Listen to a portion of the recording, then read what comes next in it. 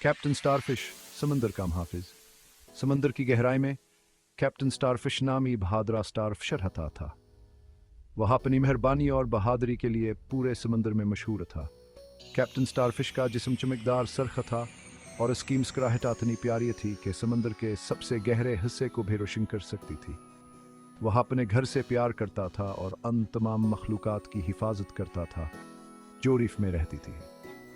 Captain starfish के दो बेहतरीन दोस्त थे, टमी दी पफरफशावर, पंकी दी सी हार्स। टमी हमेशा खुश रहता था और अपने आप को एक बड़े गुब्बारे की तरह फैलाता था। पंकी अपनी घोब घरलिद्म के साथ मरजान की चट्टानों को तलाश करना पसंद करती थी। तीनों दोस्त मिलकर दिलचस्प मुहिमजोई पर जाते थे। एक धूप वाली सुबह कैप्टन स्टारफिश अपने दोस्तों के साथ रीफ में गश्त कर रहा था। वह रंग बिरंगे मरजान के दरमियान छपन छपाई खेल रहे थे। आज इंक थमिता उसके जिस्म पर हेतांग चमक थी। नक्शा बहुत पुराना लग रहा था। ये समंदरी सवार के खुश्क टुकड़े पर बनाया गया था। नक्शे पर एक खोपड़ी और हड्डियों की तस्वीर थी जो कज़ाक की इलामत थी। कैप्टन स्टारफिश ने नक्शे का बगौर जायजा लिया।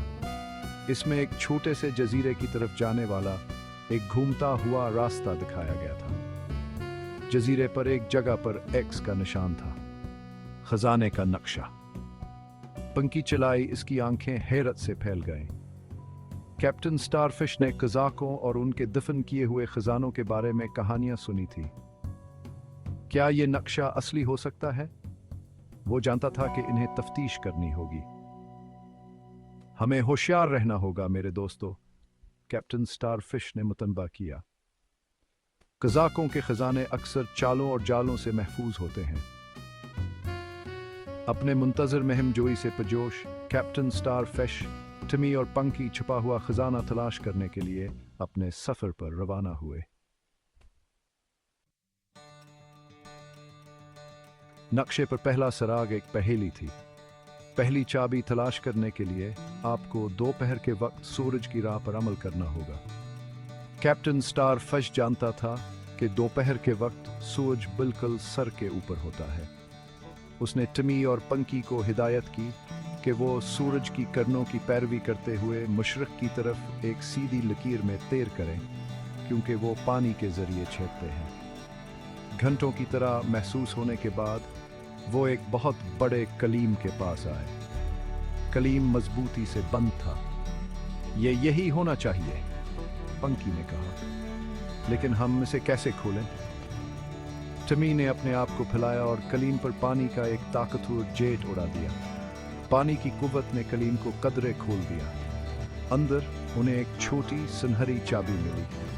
पहली चाबी, कैप्टन स्टारफिश चीखा, हम खजाने के एक कदम करीब हैं।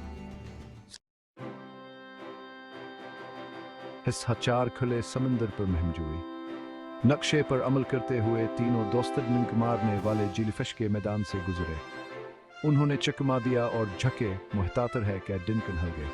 पंकी अपनी तेज हरकतों के साथ रास्ता की आदत कर रही थी, अस्कैद खूबसूरती से हल रही थी। अगला इनका सामना समुद्री अर्चिन के एक ग्रुप से हुआ।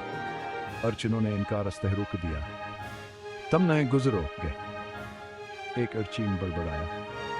कैप्टन स्टारफिश जानता था कि उन्हें आगे बढ़ने के लिए एक और पहेली को हल करना होगा। नक्शे पर लिखा था, सिर्फ चमकदार खूबसूरती का तहफा ही गहरे मुहाफिजों को खुश करेगा। कैप्टन स्टारफिश ने करीब ही चमकते हुए मोतियों का एक झरमट देखा।